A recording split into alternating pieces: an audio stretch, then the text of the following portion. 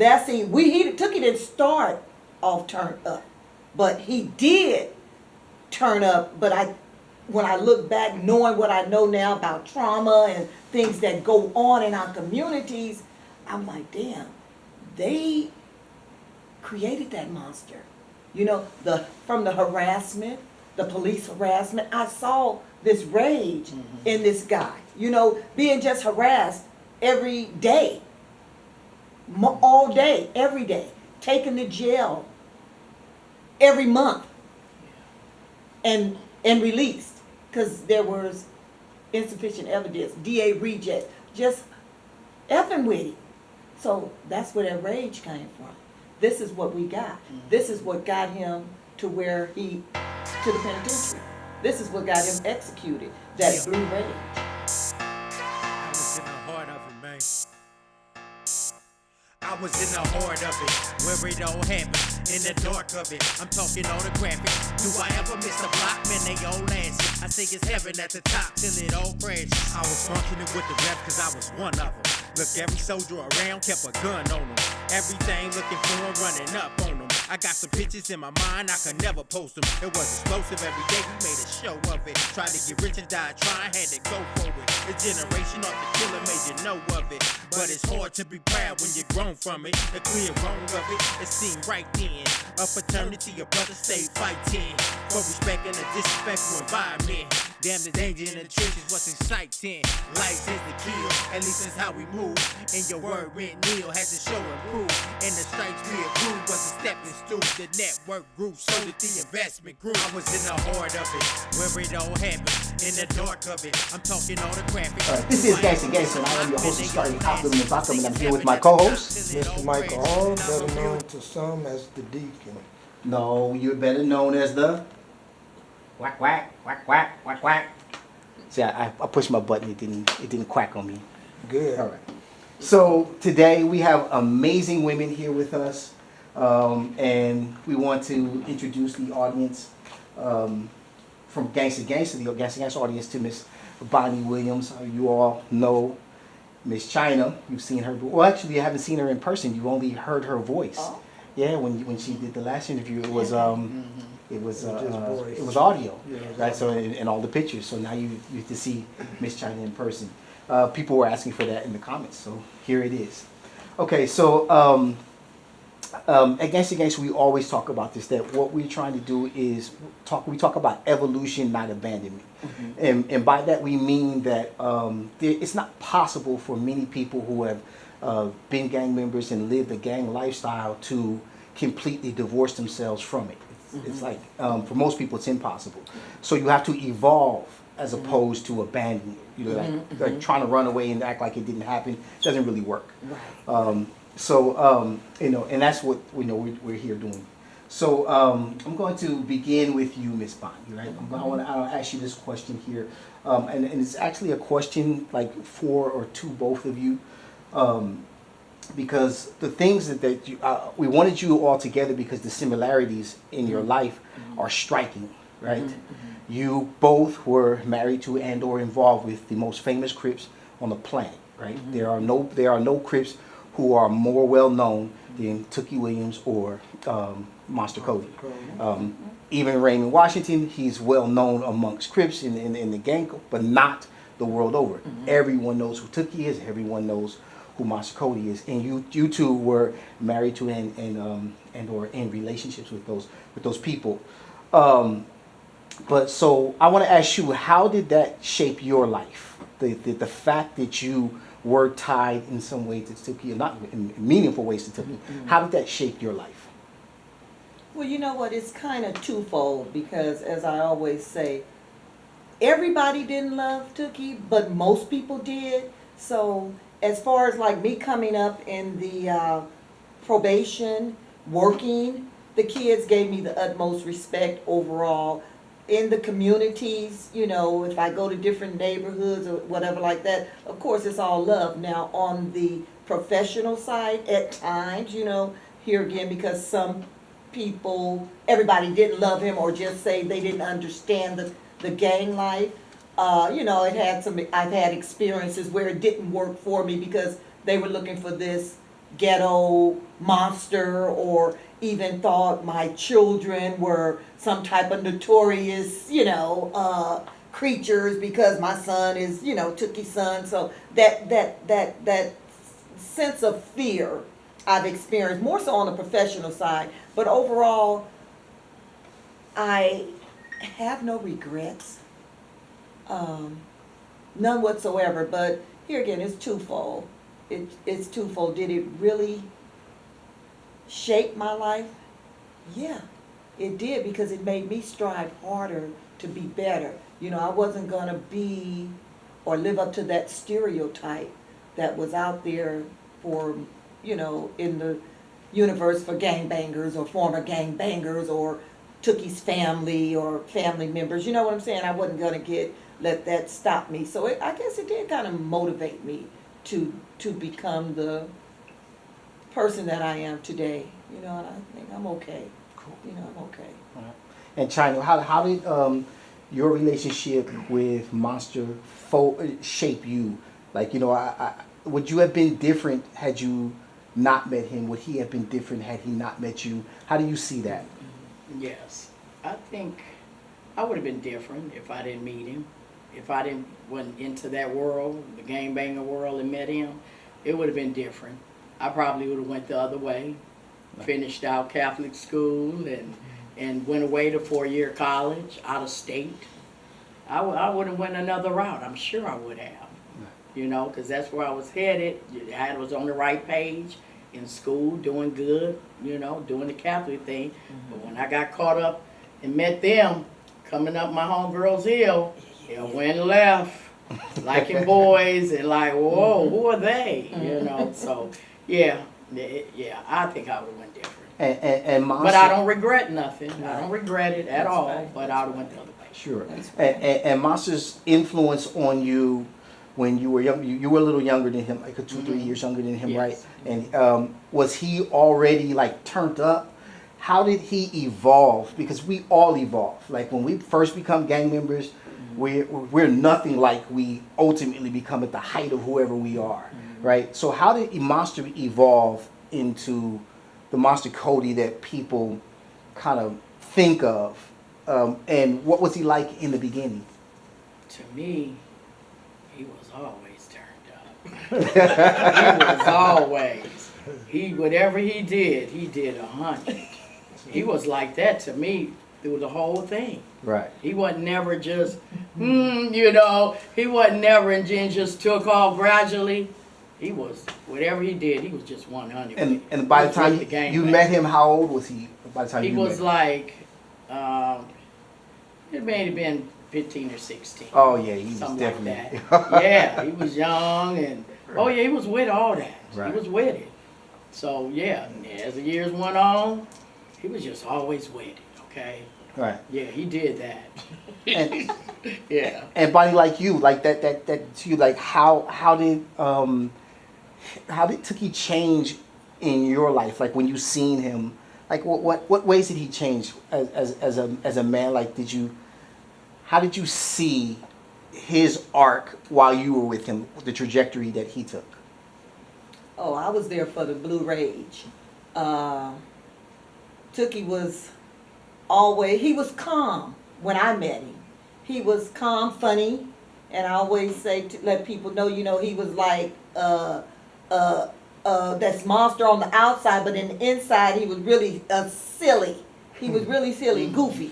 Had a sense of humor, but he always had this charisma about him, right? So the part that he introduced to the world is what you got in Kody. You know what I'm saying? And I was listening as you were saying that. I'm like, see, that turn up on a that scene. Tookie didn't start off turned up, but he did turn up. But when I look back, knowing what I know now about trauma and things that go on in our communities, I'm like, damn, they created that monster. From the harassment, the police harassment, I saw this rage in this guy. Being just harassed every day, all day, every day, taken to jail every month. and released because there was insufficient evidence, DA reject, just effing with him. So that's where that rage came from. This is what we got. This is what got him to where to the penitentiary. This is what got him executed, that blue rage. And how was he as a father? You know, I have to give him props. He did a great job raising our son from behind the walls. I mean, they talked daily. My son kept an open line for his dad, and he definitely used it. He was the last person he talked to before his execution. He was a great dad from behind the walls. Now, when he was a baby, first of all, he was upset with me because I wouldn't name my baby Stanley. Okay. I'm not naming my child Stanley. Sorry, sir. It's not happening. And so when I first had him, and not only that, his mom called me while I was in the hospital and double dog dared me to name my kid Stanley, which it was nowhere it wasn't happening. So for the first couple of weeks, he wouldn't come and see Trey. Then finally, he got over that, and so he was working at this home.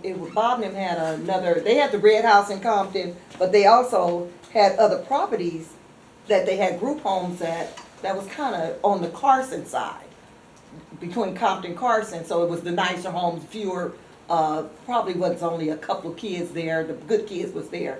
So that's where we would go, and my brother-in-law would drop Trey and I off there. Well, there was one time, he's sitting up goo-goo gaga with him, right? And, you know, the baby puked. Got his butt. I thought he was going to throw my poor baby.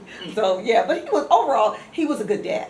There was a time when him and Trey, that was in 92, when he was here on an appeal.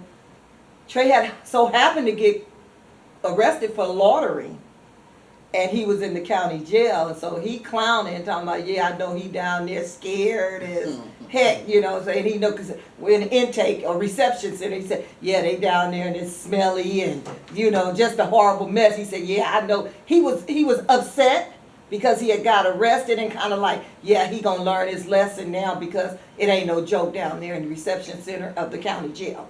And so of course Trey's like, nah, I wasn't scared or nothing. But his dad said otherwise. That, yeah, you was. I bet you were. Right. But yeah, overall here again, I have to give him props for doing an amazing job from behind the walls. Yeah. And you know, and I remember when you were doing the Kev Mack video, you were talking about how when you had your child, that really kind of changed your whole viewpoint of the world. Talk to us about that. Like, what about being a mom said, hey, because you were kind of turned up too, right? Yeah. You know, like, we'll talk about that in a minute. But like, what about being a mom kind of like switch that switch for you? You know what? I believe it's just, I don't know if it's say divine, that mother intuition that any woman should know this. It's just something. It's so natural.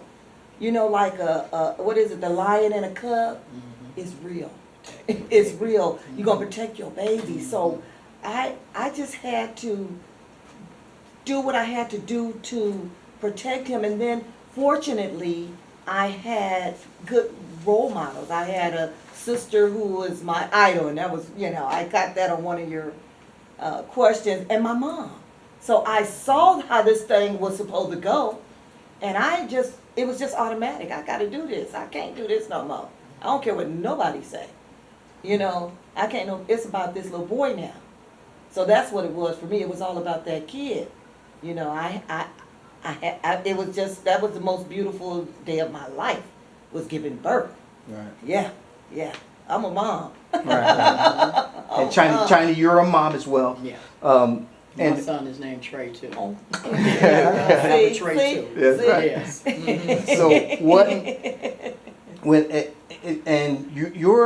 your story is a little different in that the children that you had with, yes, at least one of them with the gang members, right? Mm-hmm. how does that play into your decision making as a mom and what you do when dad is from the same lifestyle? When both mom and dad are from the streets and they're out there and they're super active, super well known, how does that play into the mommy thing with you? How did that play out? Well, it wasn't no problem with me. When I had my son, I was 24 years old. Right. So I wasn't a young mom. Okay, I wasn't a okay, teen yeah. mom. Okay. So when I had him, I was ready. Right. You know, I was turned down on, you know, wasn't worried about going out, none Right, of that. right, His right. grandmother want him every weekend. I wasn't partying. I was Right. kicked back, just relaxing. Okay. You know, I had help. I had big help. You know, I had support, and I love that. Wouldn't take that from, because a lot of people don't have support with their Right, kids. right. So it was just different, you know. And then Erica's dad went to jail when she was 6 months, so he didn't get out till she was 12. And but we was always on family visits. You know, when he would walk out of that room, you know, when you're in the regular room up there in prison, when we visited, when he walk out that room, all the different guys coming out, when he walk out, she knew it was her dad. They go, Dad! She knew, she was a little thing, but she knew that was her dad. Yeah. But we would go on family visits all the way up until we couldn't go no more. Got cracked up there, read something I had no business. Right, And right. that was over with. But we had family visits like 8 years straight. So, you know, we grew up going through that. And Trey's dad, he just, we wasn't together. We cut that off real fast. So, and then he ended up dying, you know, Right. out of town in Spokane, Washington. So he passed away when my son was 8 years old. So I was in prison when he died. I was in Ohio. Right. And I missed the funeral by 1 week. I was in the halfway house in Columbus, Ohio. So they said, you know, if you was closer, you could come to the funeral, but I was too far away in Ohio. So I missed the funeral by 1 week. Right. So that's how that went. But I was a mom. I got my butt on back home with my kids. Right. I stopped that, you know, Right, went to jail right. twice and like, no, I got kids now. I went once as a juvenile, but now I'm adult and got kids. Nah, you got to cut that out. Right. Got to cut it out. It was Right. over money by then, but money ain't everything. I Right, didn't have to right. do what I had, do what I was doing, you know. I didn't have to do that. That was silly. So as You a know, when you mom, look back. that's one of the things that happened with you as a mom. That and both of you were talking about that becoming moms kind of said, oh wait, the light switch are going off, or at different stages. Certainly, you happened like when you had your baby, like okay, Yeah. and trying to like you grew into it, like hey, wait, I'm a mom, Yes. and I have to be a mom. Yes. It's different from being a father. I have to be a Yes. mom and be there Yes. and available, and that's something that evolved with you all throughout the process of. Well, again, it happened very early on with Bonnie. She talks about, but like Yes. that evolutionary process of saying, hey, things are going on, and we talk about this in Gangsta-Gangsta because we're talking about this lifestyle that you two helped start or perpetuate. But we're talking about this lifestyle that it does take things from you, right? This lifestyle. You know, I just finished doing 27 years. 31, how long you usually do? 33. He just finished doing 33. And it takes something. There's always a cost to becoming a gangster and living the gangster lifestyle. And we as fellas have a different cost, but you know, we're talking to you, your moms, and there's a cost to the moms psychologically. Like, you know, just saying, hey, there's I don't want my children to experience what I experienced, and I know your children didn't end up going to prison or anything, and that was Just like the county jail in camp. right, As far as Trey. That's I me didn't too. want to see him in prison. Yeah. Oh, Mine too, no. yeah. exactly, Yeah. because you know Yeah. better than any other mom in the world Yes. what it means to Yeah. be out in those We We streets. were to their see big that homies, life. more than likely. Yeah. That was my son's big homie. Yeah. And I told his Yeah. big homies that, you know? Mhm. Yeah, I'm his big Yeah. homie. He slipped and he got out there and did his thing. I wasn't aware Mhm. for years. Yeah. But We don't know when what I they be found doing out, out yeah, there. right. Yeah. Because you Yeah. can't They watch didn't know them. what we was You know, doing. right. Yes. So, Yeah. but I had to let them know, okay, Yeah. this is what you're doing, but I'm your big homie, and I Yeah. let the big homies know. Yeah. You I'm gonna his be big there for homie. him. Yeah. A lot of them ain't gonna be there. And that's where that come Shit. in, and like you said, we never leave that lifestyle. We Yeah. just, I forget the word you use about the gang banging lifestyle. It's, Evolution. you evolve because, like I said, I really like banged on them.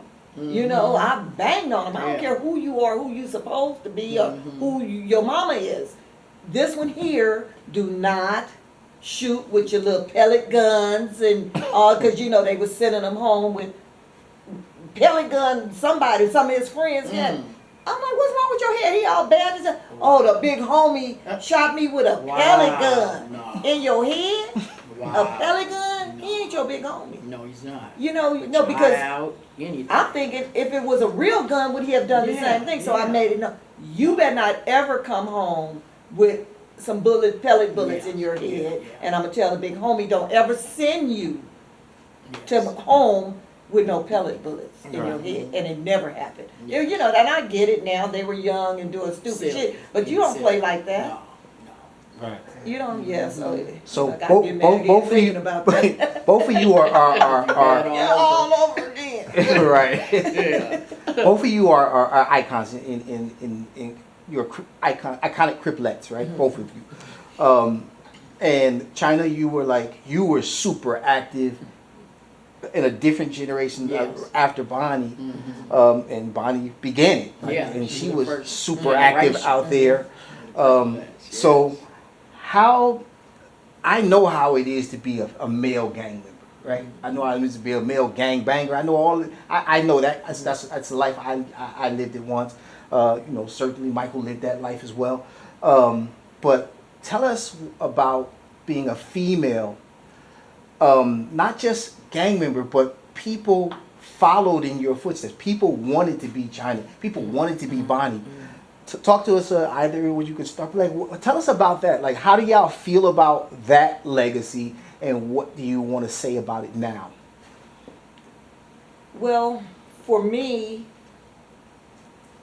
being the founder of the Cripplettes, first of all, I do need to apologize, even to China, because they took this thing to a whole different level.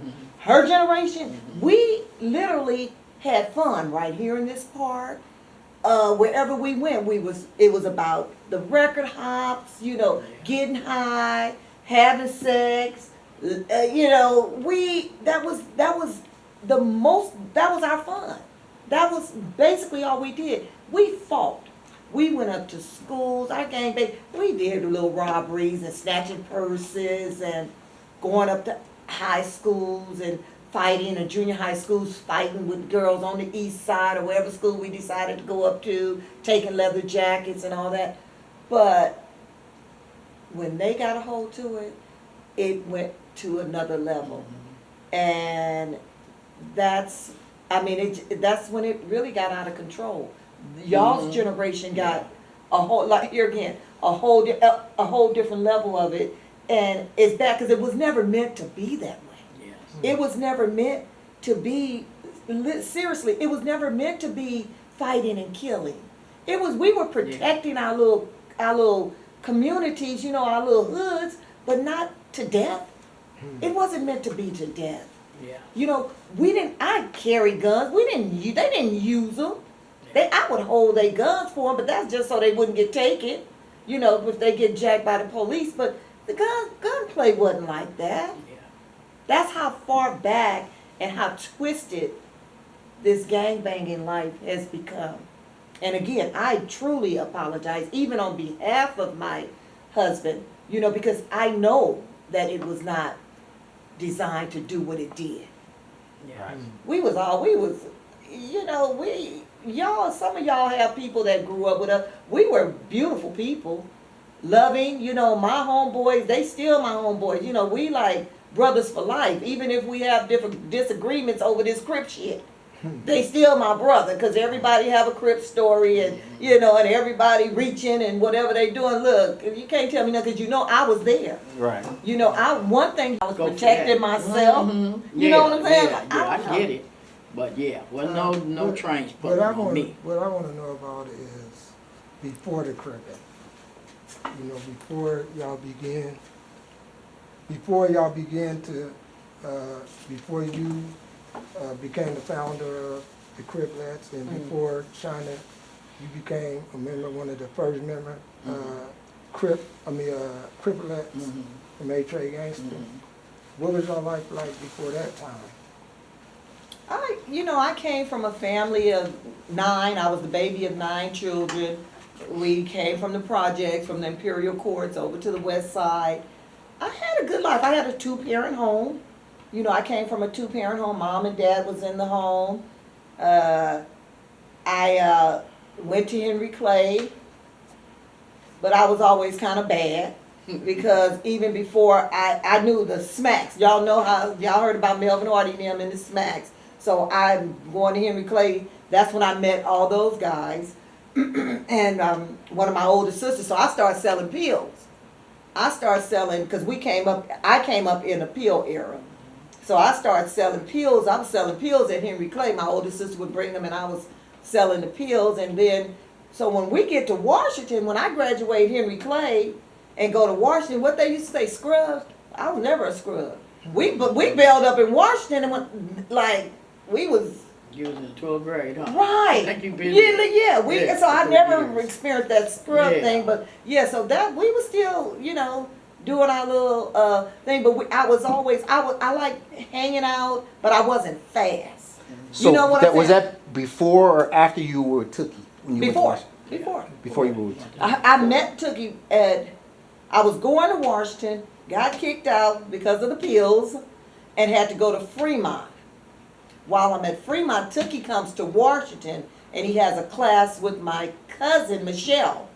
So she calls me and like, hey, I want you to meet this dude. This dude in my class named Tookie, and he did whoop, whoop, whoop. And so she called me, and I'm like, okay, say no more. I'll be there. So I love ditching. I didn't go to school. I ditched school every day. I don't know how.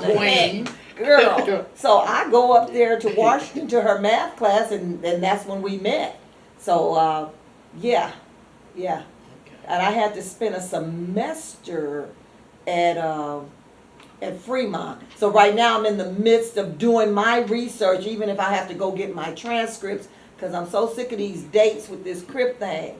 So I'm going to do my own research, because if I go get my transcripts, I will be able to put in my book the exact date. Because I was at Washington, got kicked out, left, went to Fremont, came back, and that's and so this is when all So this is when all, and I think I just had to do like a semester. So we're talking 71. Everybody be talking about, oh, it started in 69. It wasn't no Crips in no 69. I know that for a fact. Okay. It wasn't no Crips in no 69. So I want to clear that. I don't know. That's just my claim to fame. I'm going to get this date. When I called them, I'm going to LAUSD, get my transcripts, and that's when I'm going to have these dates right. Okay. I'm sick of that. What about you? Me, I had a good life. I was raised by 3 strong black women. Okay. Grandmother, mother, great-grandmother. All right. My great-grandmother lived in Leimert Park. Her husband, granddaddy, and was raised with my step-grandfather, Ben. They was good men. So I had a 2-parent home. Yeah. Mama was wild in the streets. Well. Pills, she was cutting up. Well. Was my only grandmother's child. She said that one child gave me hell. But she said that one fuck gave me hell. And she said about my mama, she was something else. So she took us, me and Ronnie. So we lived a good life. Good. They gave us a good life. We traveled. They took us everywhere around the world.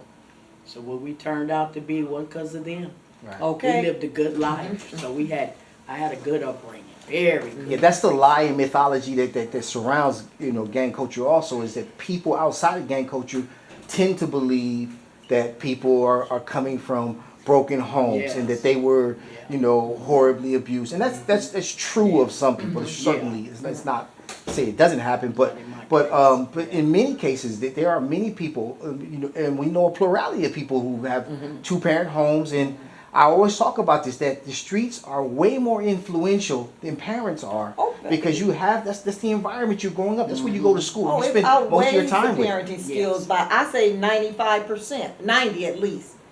The peer pressure Right. from the streets. Mhm. Oh, it outweighs the parenting skills. Yes. Yeah, yeah. And I think though, you know what? I The think need we to have. fit in, Mhm. Yeah. And I do believe that in today's time, we do have less two-parent homes. It's all stemming back from when we started this thing, and then the fathers are incarcerated or in front of the it's true. That stereotype is still true, and I always say that because with the time that they want to throw out at black and brown people is an overkill. You know, I'm not saying if you do the time, you don't have to, if you do the crime, don't do the time, but it's the punishment that they overkill with. You know, I do recall when my brother went to prison for murder. I was a little girl, we was in the projects. Yeah, he killed a man, and he was sentenced to 7 to life. He went to prison, he did his 7 years, he went to the board at 7, got out, never looked back. He just passed away last year at 82. So I say that to say that he learned from his mistake, he paid his debt, and he went on and lived a good life. But now they want to talk about, and here again, I worked in the juvenile system for 20-something years. You telling these kids you going to give them 15 to life or 30, 99 years, they don't care. Right. Right? And that's what they don't You give lose- a F. And that's what lose they hope. say. You lose You lose hope hope. once they So I'm throw going to that go out with a sentence. bang, I'm right? going out with a bang. With a bang. Right. So, and that's to me is the problem. Everybody is mad at Gaston. I love him. Because what he's saying is the truth. These babies' brains are not developed. Absolutely. You know, and when they was doing it to little Johnny, because little Johnny can do the same thing that Trey can do. Yeah. But little Johnny gonna go to psychologists, and they gonna say, oh, he didn't mean it. You know, that little cell in his brain, it hadn't developed yet. He had a fall at 2 and it messed up something. But Trey gonna get 99 years. Yeah, So what he said is absolutely the truth. absolutely. So both of you raised children born to men who were incarcerated. Tell people about that. Like, what is it? What's the impact of dad not being there because of incarceration? Sometimes dad's not there for other reasons. But what's the impact of dad not being there because they're incarcerated? How do children process that, or have you all had that conversation? Like how does a son or a daughter process? Okay, I'm growing up, but dad's not here, not because he doesn't love me, but because he's incarcerated. What impact does that have on children? For me, at doing the time, I didn't see an impact, and I made sure this is my thinking. I made sure that it wasn't going to have an impact because I'm gonna do. Well, I'm your mama and your daddy, but I'm gonna tell you we're wrong for that. We're absolutely, and I didn't see it then, but I see it now. So I was wrong for that, but that was my get down, and that's how I moved. You ain't gonna want for nothing, you know what I'm saying? Although you talking to him, you ain't, you ain't gonna miss a beat. And I fell. Don't get me wrong. I wasn't a saint. I was a mom, true, but I slipped, tripped, and fell a few times. But I had to get back up. And but I wouldn't tell anyone to do that now. I wouldn't tell a young lady to do that now because I see what that absent parent can do to our children and what it has done in our communities. Because see, we need to pour into y'all. Y'all need to know that we see you, we love you, we need you. Y'all need to hear that. So that little boy or that man that I'm sitting in front of, even you, it's still a broken little boy somewhere right here. It's a broken little boy right here. We have some broken little boys here. And it could be from mama. Oh, you don't need him. I'm your mama and your daddy. No. You needed him. So we just have to do better as a people. And I think we're getting there. I really honestly do believe that we're getting it. And we have to, because look, My grandbabies now is my world. Look, we got to get this together for our grandchildren, y'all. Yeah. We got to fix this thing. We got to fix it. I can't have my babies. I feel the same way. I feel the Yeah. same way that you Yeah, feel. we got to 'Cause fix my this. son, yeah, his dad passed when he was 8. He needed his dad. I Yes. didn't notice that then. Oh, he need that man Right. today. Right. Oh, he Right need to him. this day. He's, Yeah, he's, yeah. To me, he's a little lost. He needs Yeah, Trey. yeah. He needs Big Trey. He needs him. So, Bonnie, you have been very open about the fact that at one time that you were addicted to drugs. I want to talk about how that happened in your estimation. How did you become addicted to drugs? What happened there? What's that? relationship. I left the gangbanging scene and went to the club scene, and when I grew up, you know, the White Horse and I don't know, trying to be bougie, whatever you want to call it. My ass got called up in that shit. Listen, so it was cocaine. So I'm in the club scene now. And, you know, Tookie out here doing his thing. He was going crazy out here in these streets. But, I don't know, that's another story. But anyway, I'm in the club and, you know, I'm seeing these baller niggas baller guys. And, you know, that's where the money was. And I'm like, oh, okay. Yeah, you some time and you going to give me all this. And I know how expensive it is. I'm working for the phone company. I had a little Italian homegirl at the phone company, rich. And so she, you know, we were tutors. And that was the thing. That was the scene back then. So I get with my second son's father, and we needed some extra cash. So you know, we call ourselves, we're gonna sell it. We're gonna make some money. So we selling cocaine, and this was before it was rocked up. So we was just tutors, and lo and behold, I was at work one day, and I came home, and a friend of ours was there. I don't want to mention his name. And they was doing some stuff, cooking, shaking it up like this in my kitchen. Mind you, we had just bought this house on 92nd and Broadway, had it built from the ground. Built from the ground. This was in the 80s, early 80s. And so I tasted. When I tell you, I was trying to buy my own dope bag from my dude, because it was I sat, because he was like, stop, and I'm like, I told the girl here, I'm buying my own dope bag. That's how that, when they say don't ride that white horse, listen, I had never experienced nothing like that in my life. So yeah, that's how I got addicted. So in a nutshell, I started off selling it and became a product, what they call it, a product of your, became my best customer. Yes, sir. Yeah. But by the grace of God, I didn't stay out there long. I did maybe a year, maybe 2. That was it.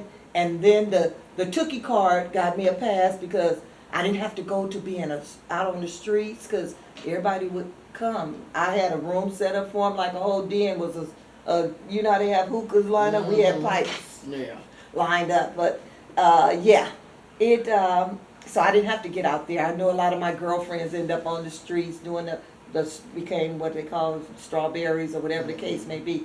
I didn't have to go that level. So that, in answer to your question, like how that legacy or that iconic name helped a lot in those type of eras of my life, you know, because even the dope dealers was giving us dope or giving us credit. It was like it was good and bad because it kept me doing something I shouldn't have been doing, but it was by the grace of God I overcame that without having to go into a program or anything like that. And here again, my children, you know, because that was a time when my mom was like, oh no, you let me get these babies, you know, up out of here. So I did go through that little era, the free base. They was calling it free basing then. Mm-hmm. So I went through that little era and shook it. I don't think I even did 2 years. It might have been close, but that was it for me. Yeah. That was it. Well, for me, where you going? Oh well, for me, I dabbled in it. Introduced to cocaine, but I put it like this: Me and my girls was talking the other day, Prina and Joyce. We talked about, remember the person who put that plate on the table with us, they introduced us to it. Wow. They still have a whole lot to say today.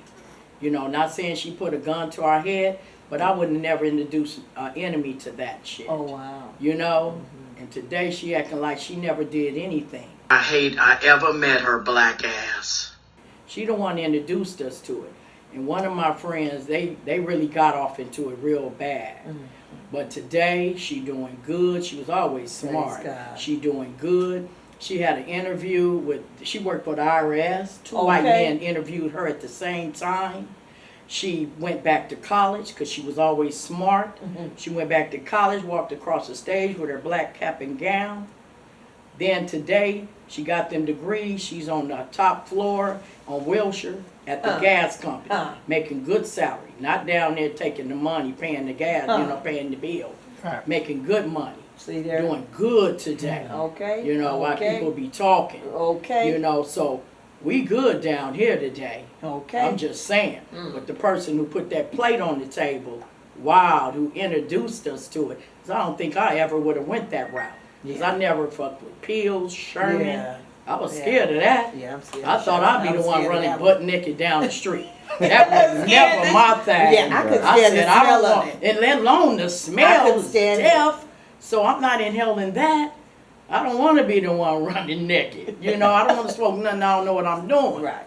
Now, cocaine, you know it. You know everything what you do. Too much. You know, too much. Yeah. You You're hear looking the into grass the grow, future the and tree, the everything. leaf fall off the tree. Shit, you on your shit. Right, You right. know? But luckily, I never let it just take me out like that. Oh. My grandmother just used to tell me what you do is how you do it, China.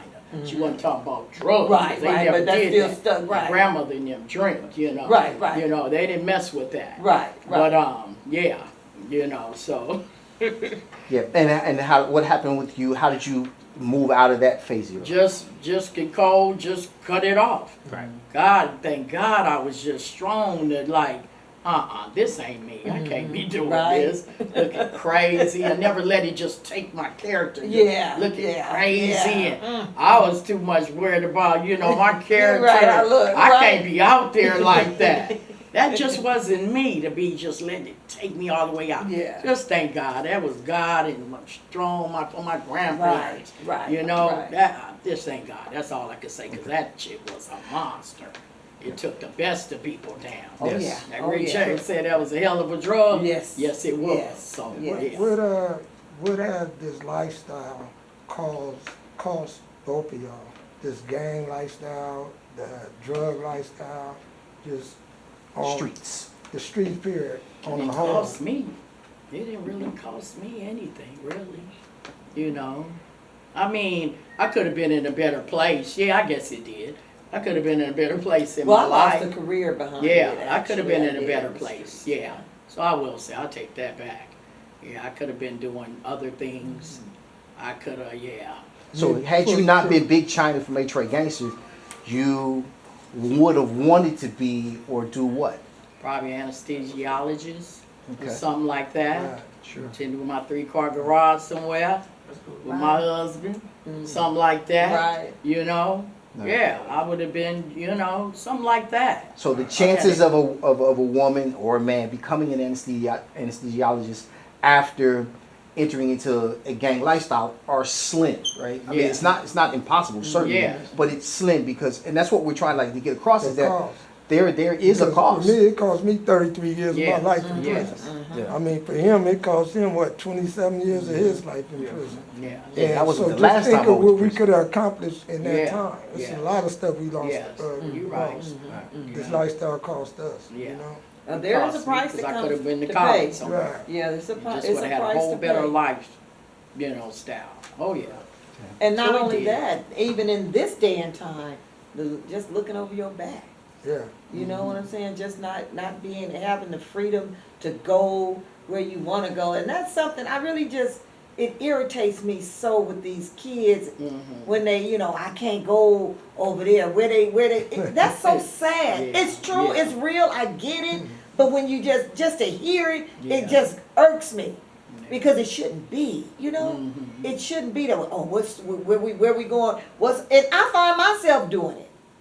Like, well, where is it at? Like, if it's a baby shower or a fun, Yeah. well, where is it at? And even with Yeah. my grandkids, Yeah. well, where you We going? old now. Yeah, I'm old, my old butt. Where's it Where at? you going, Yeah. girl? You better know I'm your going spot. You over going to there. get your head Yeah. down on what Yeah. street? Yeah.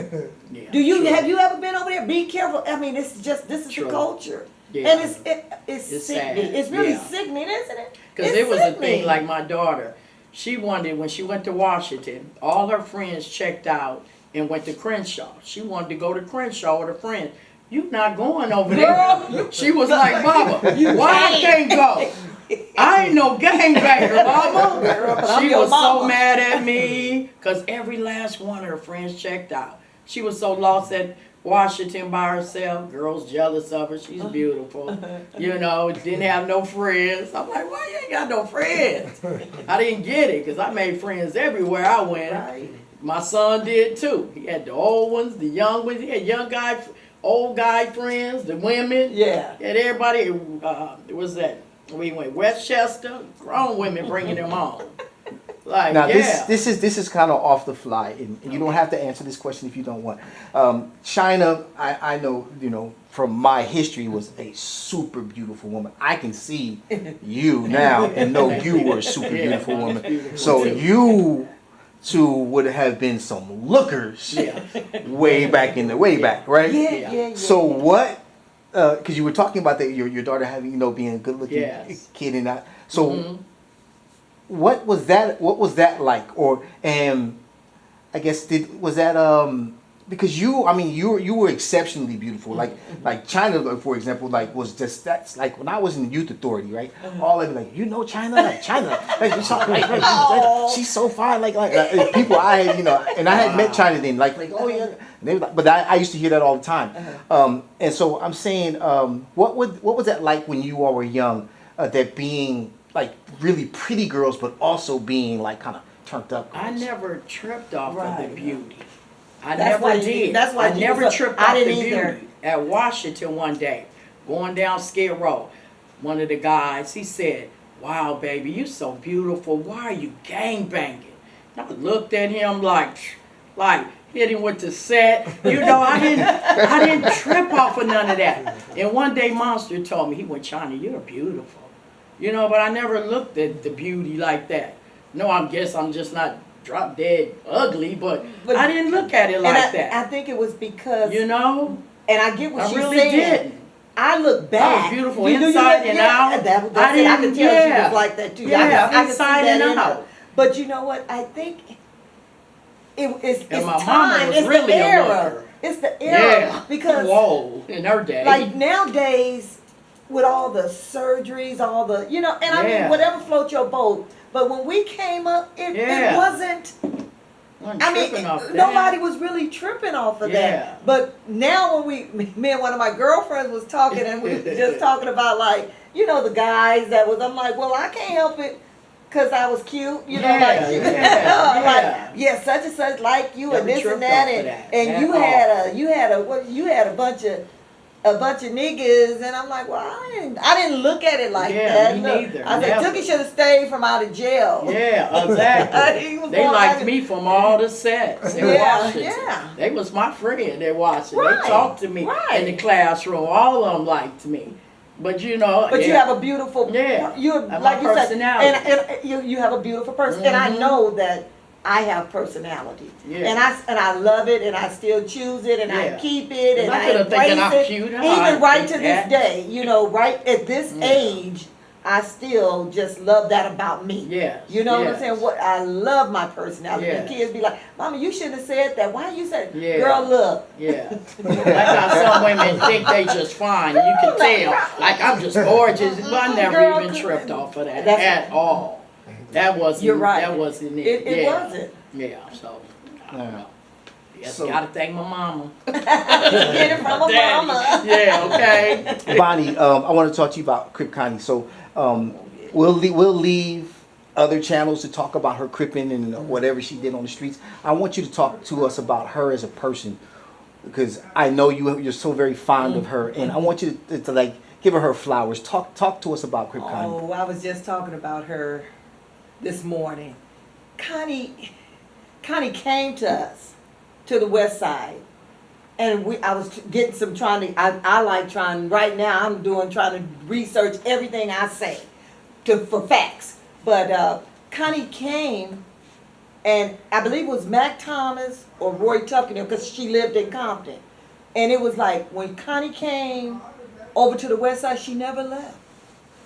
We went back home to her house. That's why I knew she lived on Greenleaf, because we would go to get her clothes.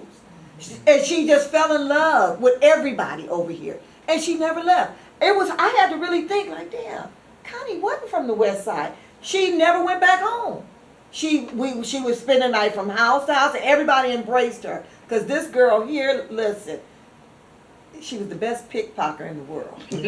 Oh my God, because we would go downtown, and this is the kind of stuff we did. It was bad, it was wrong. Yes. But yeah, we go downtown and jump on the buses behind the people. Yeah. And Connie was a cold pickpocket.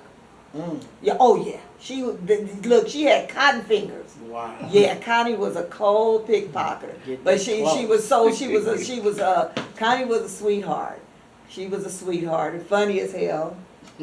And could crip walk her butt off. Yeah, Connie.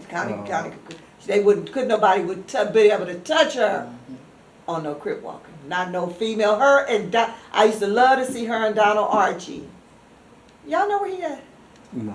Oh, you do? Oh, I'm gonna have to I'll get with you on it. Archie. Oh yeah, I gotta read. He mad at me, but we'll be okay. Yeah. I used to love to see them pop lock. Oh my God. Them Donald two. Archie prop lock. Oh, girl, Donald, Wow. you didn't know that? No. Donald can dance No. his ass off. Big homeboy. Listen, Donald, when I tell you, I can't see him today. Listen, Yeah. Donald can dance his Wow. ass. Girl, Okay. Donald can dance. Cut a rug in his Cut day a off. rug. When I tell that big old dude Yeah. can dance. Wow. Oh yeah, Donald can Okay. dance his butt off. Okay. But I used to love to see him and Connie pop lock. They Wow. would, yeah. I guess they would call it battling now. Yeah. But yeah. But yeah, Connie was a beautiful person. And she loved her some Alfred Cow.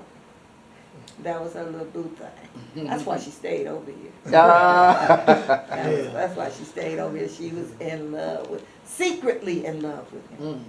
She was He didn't know it? Yeah, he knew. Oh, okay. They was a secret. Okay, Yes. okay, I get it. She was, and I think honestly, he secretly liked her a lot. Uh-huh, Connie was yeah. not the.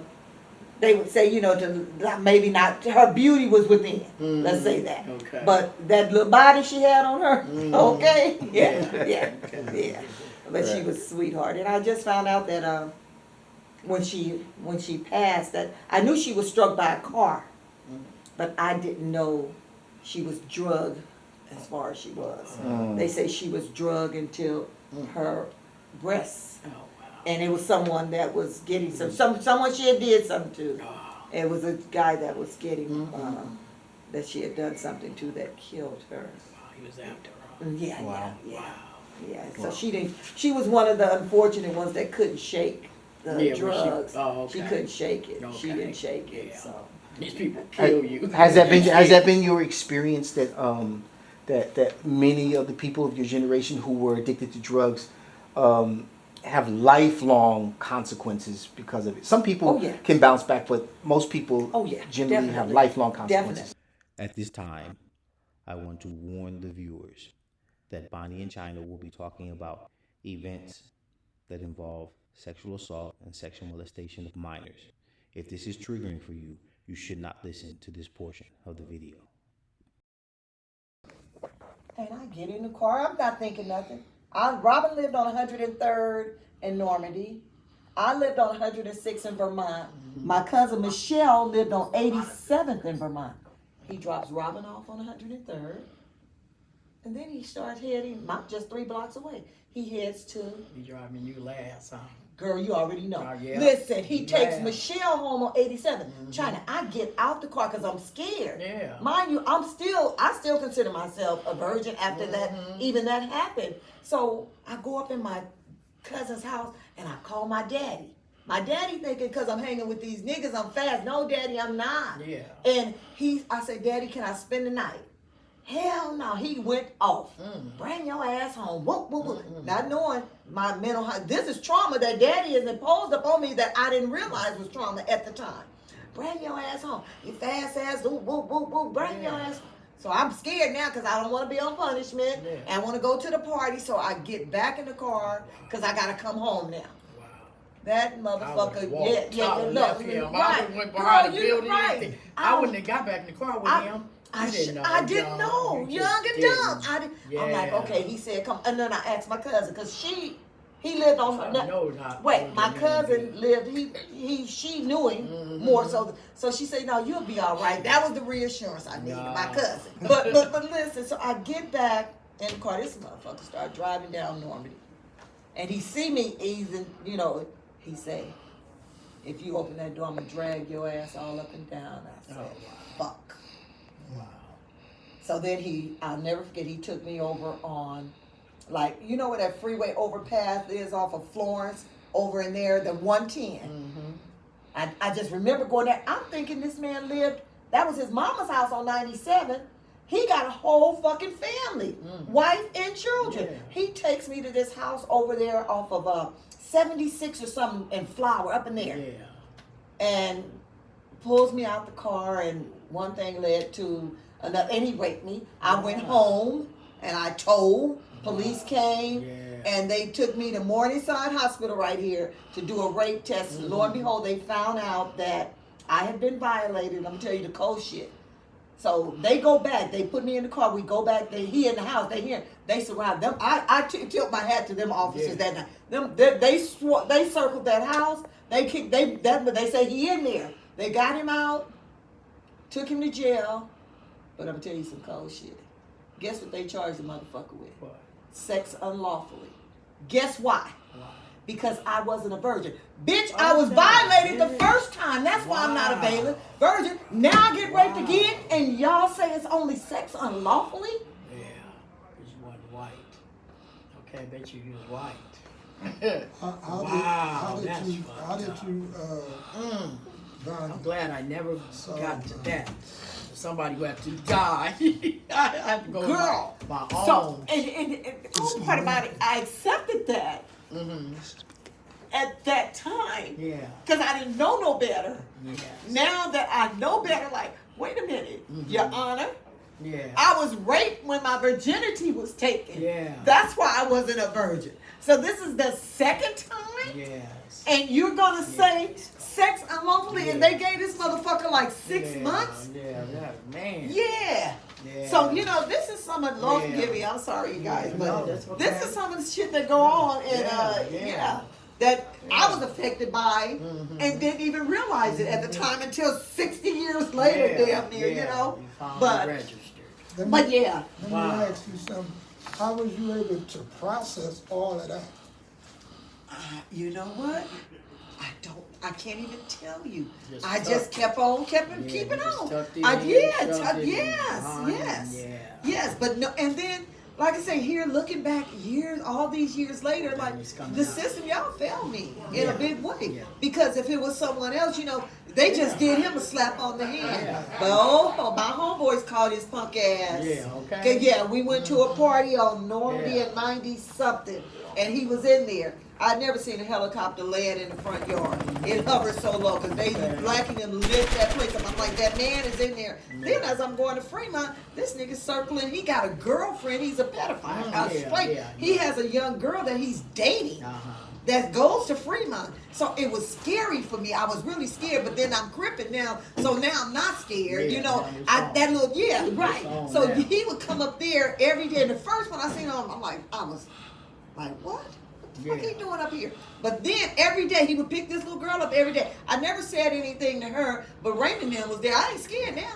I ain't scared now. Really, we could kill your punk ass. Yeah. You remember we talked about overcoming our fear and that fear becoming aggression? Yeah, that's how it goes. Right. Because I got to the point where I'm walking out of that school like, you know what I'm saying? Like, say something. Right. I had a little thing once. My grandmother went out of town. And my mother was there. My mother party. I never forget. And I fell asleep on the couch in the living room. It is dark in there, so I don't see nobody. You can't see who nobody is. This person got on the couch with me, but all I know, they was kind of pulling me close to them, and I was going, You know, I was a young girl. How was I? Maybe about 7, maybe. Oh, Jesus. I was young, eh? Jesus. But I you know, I was a quiet kid, but I know when to talk. Right. But lucky, he must have got his ass up. Because you was I making wasn't noise. finna let that, making noise. Next morning, soon as shit, first light, I told my mama, look, somebody got on that couch with me last night. Next thing I know, my mama called my uncles. All of them, we went on 50-something or 40-something in Western. It was a little girl, all over with their big old afros out there. My mama called a meeting, and I asked her years later, what happened to that such and such? My mama said, put it like this, he gone. He's dead. Like that. Okay. You know, and that never ever happened to me, like violated ever again. Thank God. But he was just pushing me close to him. Oh, he was like, trying to oh find yeah, you for it. yeah, but I made noise. Yeah. 'Cause I ain't play that shit even know? as a little girl. Right. I ain't gonna be quiet, not say nothing. Soon as first light hit, I was like, mama, something. Right. Somebody got on the couch with me. She knew who it was, whoever it was. I had an idea. So if it wasn't him, his ass, somebody paid for that shit. Somebody paid for it. My mama didn't play that shit. Shit, my mama was a straight rider, okay? All right. That's why she ain't here today. She was a fool. All right. Okay, be All right, so Peace, Big Lou. let me wrap this up by asking you this, China. I have had a lot of influences in my life. A lot, right? People who have influenced me to be where I am and to be able to achieve the things that I've been able to achieve in my life. Some of those people were actually gang members, right? Some of the people that were most influential to me were actually gang members. Not all of them, but some of them were. So I wanted to ask you about, because homeboys get notoriety and all that kind of stuff. I wanted you to ask you about homegirls that you ran with, who you want to speak about and say, hey, these are people that, you know, there needs to be some honorable mention. Okay, like I said in my little list, I didn't want to forget nobody. I want to give a shout out to Prina. That's my loved one. We talk every day, every other day. That's Big Crazy D's sister. Joyce, Spoonie, that's who ran with me. That was my day one.